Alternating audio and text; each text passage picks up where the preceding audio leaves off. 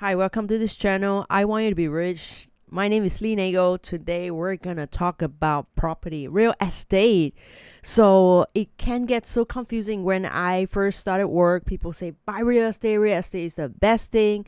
And then there was the real estate crash, subprime, and then people lost their whole entire savings because of real estate. It's so confusing. Is real estate good for you or is real estate bad for you? So today in this video, the first part of it, I'm going to break it down for you. Why is it such a bad idea to buy real estate? Here goes. Number one, buying real estate. It can cost you more than if you don't buy real estate. For example, if you have $500,000 and say, let's throw in some numbers. Say you're paying rent about $2,000 a month, and that is about $25,000 a year, and you're renting. Obviously, this is going to go up a little bit over time. And buying a property now is $500,000. So you have to put down at least 20%. So 20% of 500,000, it's $100,000. So and then you have to pay your mortgage. So what is one reason why you shouldn't buy a property? Is really the hassle of paying mortgage every month. The fact that you have to pay mortgage every month. And if at any point in time, a mortgage is normally 10 years, 20 years, 30 years. And a lot of people now are stretching it to 30 years. Why? Because it makes it more affordable. Otherwise, the bank would not loan you a mortgage. So let's say you're on 20 or 30 years, right? If any one of these years is a bad recession year and you got retrenched, you don't have income, or you got sick, something happened and you cannot make that monthly mortgage payment, what happened? The bank repossess your house or your apartment or your real estate property. You lose your home. You can't stay there anymore. You have to move out. So any one point in time where you can't pay, you lose your property. So it is not your real property until 20 years later. You finish off the payment. So if you sell this property at a fire sale, that's when the bank repossess, like subprime, because you can't afford to make the payment, then it's normally sold at a horrible price. So let's say you bought it for $500,000 and the bank just fire sold it, meaning they sold it quickly during a very bad time, and it only was worth $400,000. You still owe the bank $100,000. Even after they repossess your real estate and sold it, you still owe them $100,000 plus lawyers' fees. So that is not nice. Also, if you're paying, say, $25,000 a year on rent, that's $2,000 a month, and the property you're looking to buy is $500,000. That is 20 years of paying rent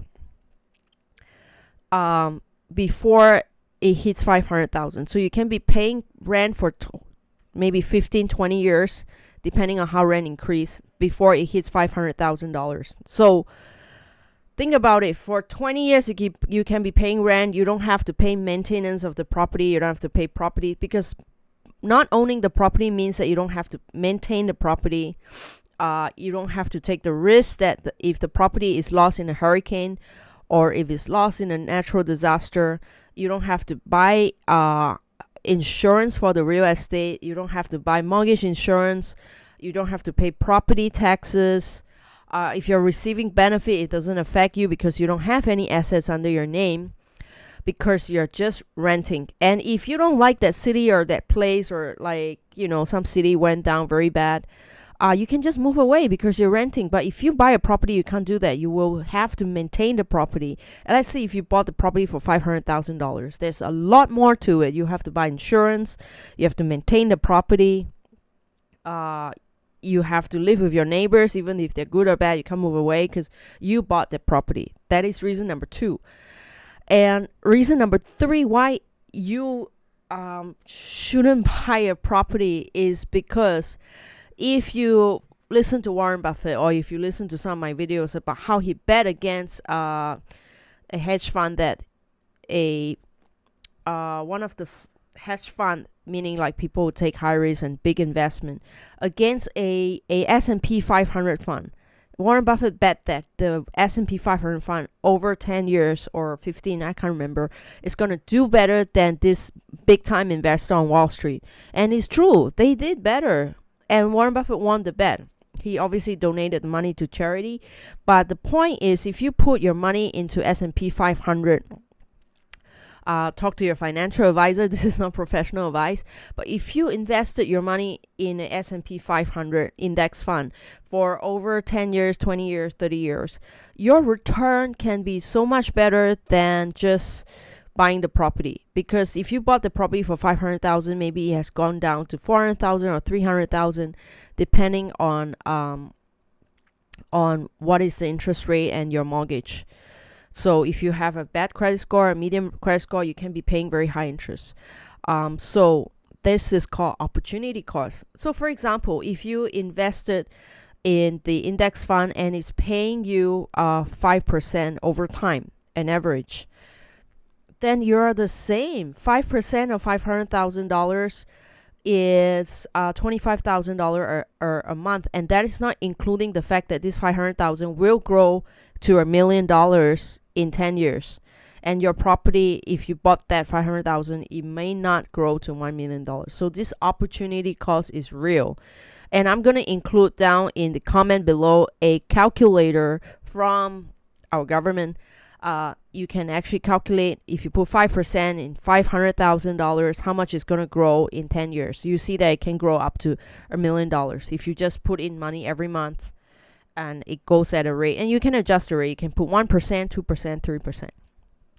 And one of the other big reasons why you don't want to buy a property is because if you pay for interest, the $500,000 apartment or house, the real estate, actually becomes like $600,000 or $900,000 after you finish paying off. So you pay $400,000 in interest, probably even more. And you say, how can that be possible? It's Lee, it's just 1%. How can that be $400,000? The thing is that when you pay 1% or 2% or now 5% or 6%, it actually compounds over time. So it adds up over time. You're paying way more than the $500,000 than what it looks on paper in interest. And if you live in your property, you most likely cannot claim the interest against your tax if you live in your property. It depends on your state, but unless you're using the property as a business venue. So the thing is, all this interest is going down the drain. A lot of successful people I met, they focus their money and dollars on their business, on their career. So they make so much money and they buy their property in cash. They don't take a loan from the bank. Obviously, a loan has a lot of benefits and advantages. So what are some of the reasons again for not buying a property? Number one is that maintenance, tax, a lot of this, you have to take care of the property. It costs a lot of money and time. Number two is interest can cost so much more when you take up a mortgage, especially if you don't have a good credit score. Number three is the opportunity cost. The fact that you can invest in the S&P 500 or in any company that you want, and over time it gives you a good return if you're disciplined and determined. The assumption is that you're disciplined and determined and consistent. And also number four is that property, if you buy a property, there is a mortgage. You have to pay it consistently over the next 10, 20 years. Otherwise, you lose your property and you go into something called negative equity, meaning that they fire sale your property, your real estate. The bank does that quickly.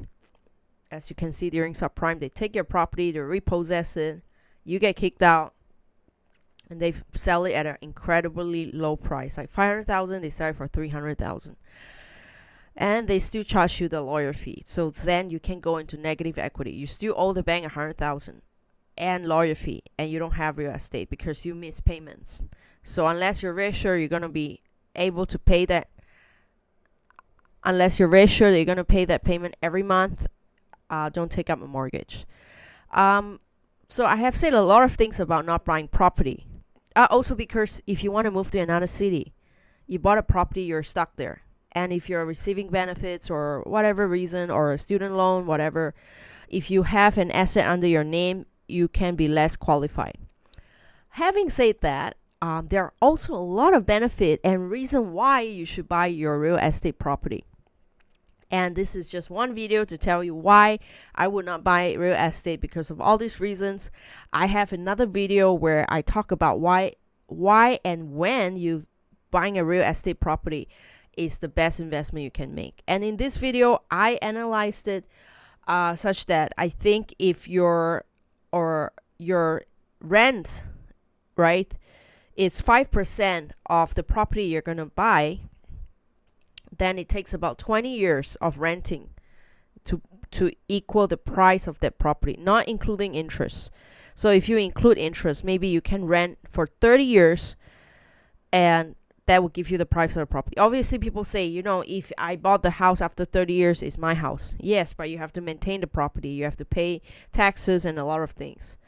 And in 30 years, a lot of things can happen. So look at the rent that you're paying, calculate how much you pay rent in a year and how much you think the rent will go up against the price of that property. Divide it and see what is the percent.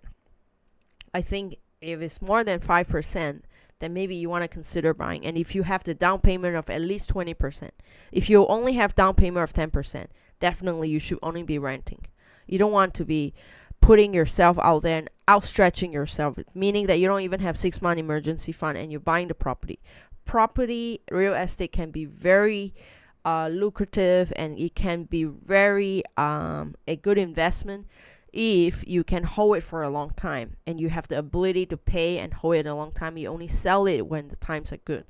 And a lot of people can't do that because we're humans and we have human problems.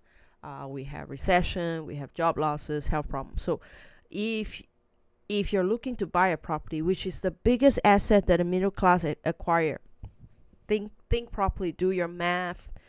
How much is your rent right now? And how much are you going to pay for your mortgage? And what is the interest rate? If interest rate go up by 2%, 3%, or double, can you afford to pay your mortgage? What are some of the circumstances? Play out the scenario. And if rent increase, can you move to a smaller property? If you're renting, you can move to a smaller property, no problem. But if you're living in the property that you bought, you can't just downsize. It's very difficult. So this is Lee Nagel signing off. This is the channel I Want You to Be Rich. I talk about everything money and wellness so that you can learn and become better in your life. Bye.